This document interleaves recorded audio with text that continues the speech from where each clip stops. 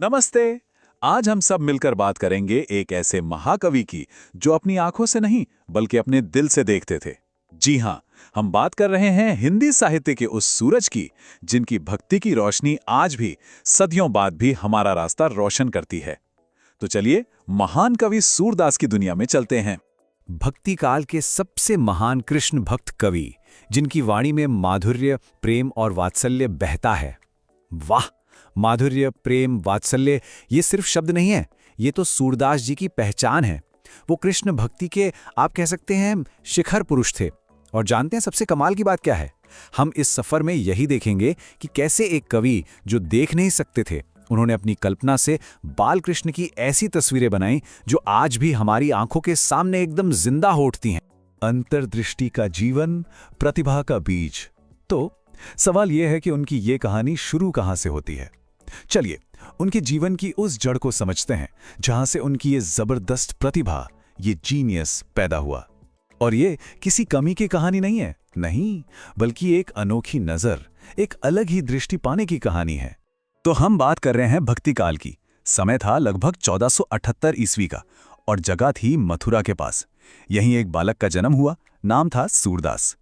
लेकिन एक ऐसी बात थी जो उनकी कहानी को सबसे अलग बनाती है। वो ये कि वे जन्म से ही देख नहीं सकते थे। अब जरा सोचिए तो, जहां बाहर की दुनिया के लिए शायद अंधेरा था, वहीं उनके अंदर, मन के अंदर भावनाओं और कल्पना का एक पूरा का पूरा ब्रह्मांड रोशन था। उनकी याददाश्त कमाल की थी और मन में भावों का ऐसा सागर था कि सच पूछिए तो उन्हें बाहरी आंखों की जरूरत ही नहीं पड़ी। गुरु का मार्गदर्शन, एक निर्णायक मोड़। हर महान इंसान के जीवन में एक ऐसा पल आता है, एक ऐसा मोड़ जो सब कुछ बदल देता है। अब हम सूरदास जी के जीवन के उसी टर्निंग पॉइंट की बात करेंगे जिसने उनकी कला और भक्ति की दिशा ही बदल दी। और ये नई दिशा उन्हें मिली अपने गुरु महाप्रभु वल्लभाचार्य से।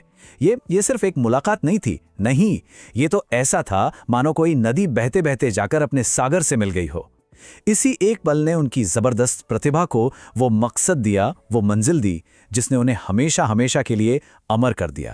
तो क्या होता है जब इतनी बड़ी प्रतिभा को उसका असली मकसद मिल जाता है? चमत्कार होता है, बिल्कुल। अपने गुरु से मिलने के बाद सूरदास की आवाज कृष्ण भक्ति की सबसे मीठी और सबसे ताकतवर आवाज बन गई। भक्ति का सागर, गुरु की कला। तो चलिए अब जरा उनके काम को, उनकी कला को करीब से देखते हैं। ये समझने की कोशिश करते हैं कि आखिर वो कौन सी चीजें थीं, वो कौन से टूल्स थे जिन्होंने उनकी कविता को इतना इतना पावरफुल बनाया। देखिए, हर कलाकार को अपने मन की बात कहने के लिए एक जुबान चाहिए होती है ना? सूरदास जी को वो जुबान मिली ब्रज भाषा के रूप में। और ब्रज भाषा सिर्फ एक बोली नहीं है, अरे ये तो कृष्ण की भूमि की मिट्टी की खुशबू है, वहाँ का संगीत है। इतनी मीठी और सरल भाषा कि सूरदास जी के गहरे भावों को कहने के लिए इससे बेहतर कुछ हो ही नहीं सकता। और इसी प्यारी सी भाषा में उन्होंने 3 बड़े ही अनमोल ग्रंथ लिखे। नाम याद रखेगा, सूरसागर, साहित्य लहरी और सूरसारावली।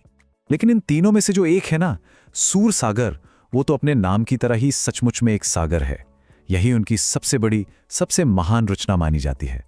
भक्ति और कविता का एक ऐसा समंदर जिसकी गहराई आज भी लोगों को हैरान कर देती है। सही मायनों में दुनिया उन्हें इसी सूरसागर की वजह से जानती है। अच्छा, तो इस सागर में है क्या क्या?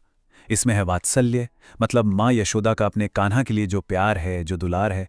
इसमें प्रेम है, इसमें गहरी भक्ति है। और इन सब के बीचों बीच कौन है? बाल कृष्ण, उनकी प्यारी प्यारी लीलाएं। कभी माखन चुरा रहे हैं तो कभी रूठ कर बैठ गए हैं। सूरदास जी ने इन सभी नज़ारों को अपने शब्दों से मानो जिंदा कर दिया। एक अमर विरासत, शाश्वत गूंज। चलिए अब हम अपनी इस चर्चा के आखिरी हिस्से में आते हैं और ये समझने की कोशिश करते हैं कि भाई सदियां बीत गईं, पर आज भी सूरदास इतने ज़रूरी, इतने रेलेवेंट क्यों हैं? शायद सूरदास जी का सबसे बड़ा, सबसे अमूल्य योगदान यही था। उन्होंने कृष्ण भक्ति को सिर्फ मंदिरों तक या बड़े बड़े ज्ञानियों तक सीमित नहीं रहने दिया। उन्होंने इसे वहां से निकालकर हर आम इंसान के दिल तक, उसके घर के आंगन तक पहुंचा दिया।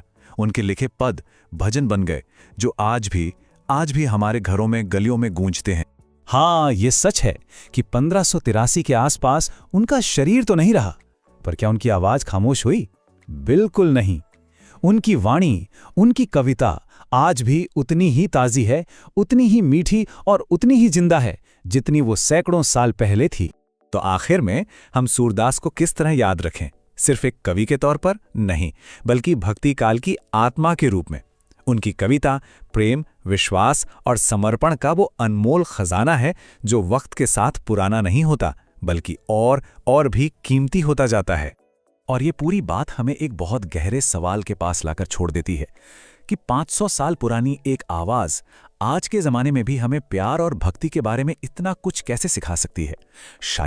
शायद इसका जवाब उनकी कविता को सिर्फ पढ़ने में नहीं, उसे महसूस करने में छुपा है।